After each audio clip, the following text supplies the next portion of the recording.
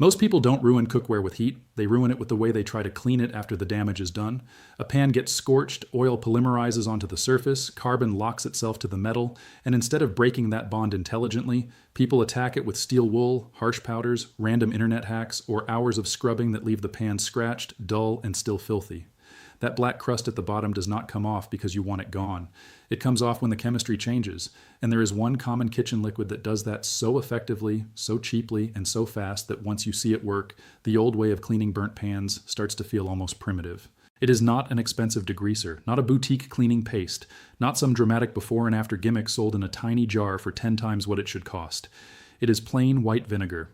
The same bottle sitting in ordinary kitchens for cooking, descaling, and wiping down counters can loosen burnt-on residue, soften carbonized food, and break apart the crust that turns a usable pan into something people are tempted to throw away. And no, it is not magic. It just feels like magic to anyone who has only ever tried to fight burnt buildup with force instead of reaction. That is why this trick keeps resurfacing year after year, even though most people still treat it like a secret. Because the cookware market profits from replacement. The cleaning market profits from specialized products, and frustration makes people easy to sell to. When a pan looks permanently ruined, people assume the fix must be expensive, technical, or impossible. But burnt residue is not permanent just because it is stubborn. In many cases, it is simply bonded material that has not been softened the right way.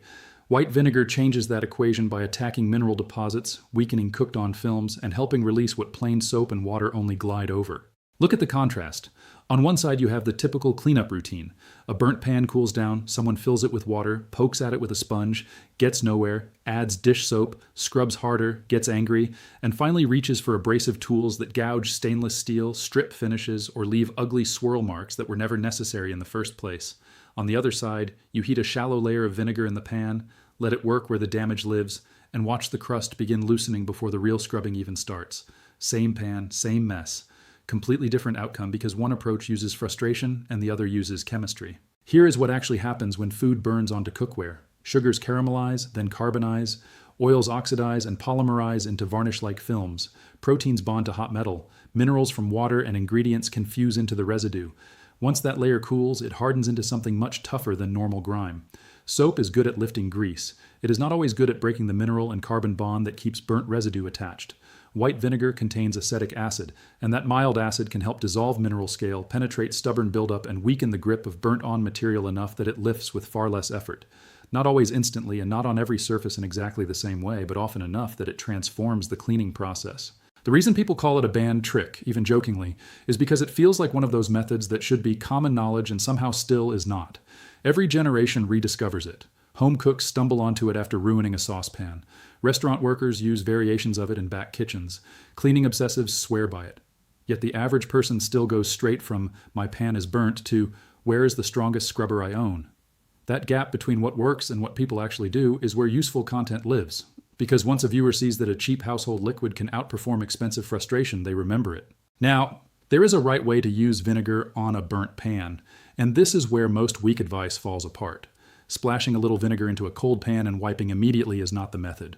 The real power comes from heat and contact time. Start by adding enough white vinegar to cover the burnt area with a shallow layer. Usually half an inch is enough for the bottom of the pan. Put the pan on the stove and bring the vinegar to a gentle simmer, not a violent boil. Let it heat for a few minutes while the acid and temperature start softening the carbonized layer. As it warms, the smell will tell you it is working, and the dark residue often begins to release at the edges first. Then turn off the heat and let it sit for several minutes. This pause matters. Heat opens the buildup. Contact time weakens it further. Once the vinegar has done that first stage of work, use a wooden spoon, silicone spatula, or non-scratch utensil to gently scrape the loosened areas. You are not chiseling. You are testing. On a pan that would have laughed at a sponge 10 minutes earlier, you will often see black sheets, flakes, or brown slurry start lifting away with almost no force.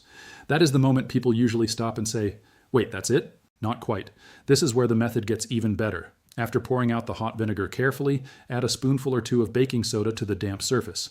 You do not need a mountain of it, just enough to create a mild fizz when it meets the remaining acid, and to give a little soft abrasive action when you scrub. The fizz is not the cleaning miracle by itself, despite what a lot of dramatic videos imply. The real work was already started by the hot vinegar. The baking soda simply helps finish the job, deodorizes the pan, and gives your sponge or brush a little extra bite without the aggression of steel wool. Now compare that to what most people are sold: specialized carbon removers, heavy-duty scouring powders, coated scrub pads with names that sound industrial. Some of them work, yes. Some of them also leave behind scratches, dull finishes, or residues you need to rinse 10 times. Vinegar costs almost nothing, lives in the kitchen already, and attacks the problem in a way that is smarter before it is harder. That is the whole theme here. Better cleaning is not always about stronger products. Sometimes it is about understanding what the mess is made of and choosing the least destructive way to break it apart. This matters especially for stainless steel, where burnt stains can make a perfectly good pan look destroyed when it is actually recoverable. It also matters for enamel cookware, where aggressive scrubbing can damage the finish. Even glass bakeware can benefit from a vinegar soak before anyone starts scraping. But this is where responsible advice beats hype. Not every pan should be treated the same way. Cast iron is different. Nonstick is different. Bare aluminum is different. A useful trick becomes a bad one the moment people try to force it across every material without thinking. For stainless steel, hot vinegar is one of the best low-cost first steps because the surface can handle it well and burnt layers often release dramatically. For enameled cookware, use moderate heat and gentle tools, then stop once the residue loosens rather than grinding at the finish. For glass dishes, you can heat vinegar separately and pour it in, or use a warm soak if stovetop heating is not an option. For cast iron, do not default to long acidic soaks because extended acid exposure can strip seasoning.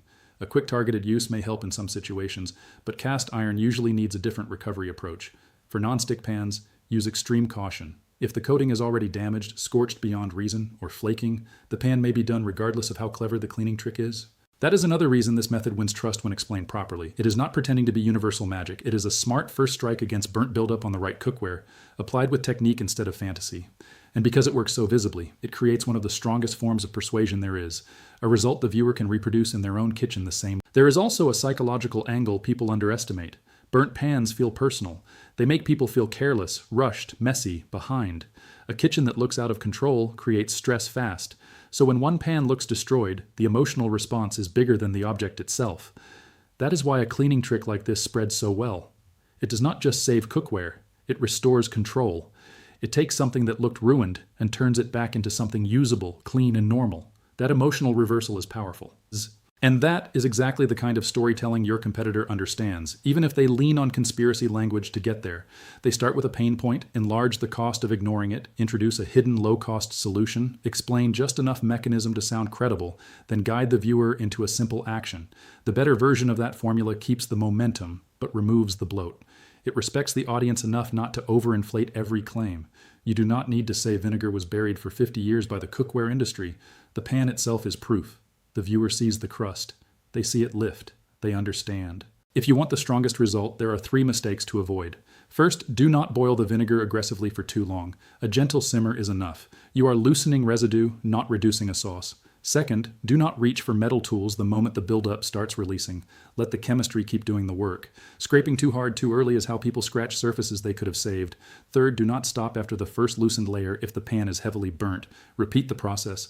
2 short cycles are often better than 1 angry marathon. You can also improve the result with 1 extra step most people skip. Before heating the vinegar, wipe out any loose grease or food debris so the acid contacts the burnt layer directly. That sounds basic, but it matters. Direct contact is everything. The cleaner the liquid reaches the residue, the faster it works. This is true in almost every kind of cleaning, and it is one of the reasons simple methods fail in sloppy hands and succeed in careful ones. So the next time you are staring at a blackened saucepan, a scorched stock pot, or a baking dish with that brown ring of shame baked onto the bottom, do not assume the answer is force. Do not assume the pan is trash. And do not assume the only real fix comes in a bottle with a premium label and a bigger price tag. Add white vinegar. Heat it gently. Let it sit. Lift what breaks free. Finish with baking soda if needed. Rinse, wash, and see what remains. In many cases, what remains is not disaster. It is a pan you almost replaced because nobody showed you the smarter move first. That is the real value of a common kitchen liquid used the right way. It makes impossible-looking messes feel solvable again. It replaces frustration with sequence. It saves money, protects cookware, and turns a cleanup people dread into a method they trust. Once you watch burnt residue release without a war, the old way of scrubbing suddenly looks like what it always was. Effort wasted where understanding should have gone first. If this saved you time, subscribe, like, and comments.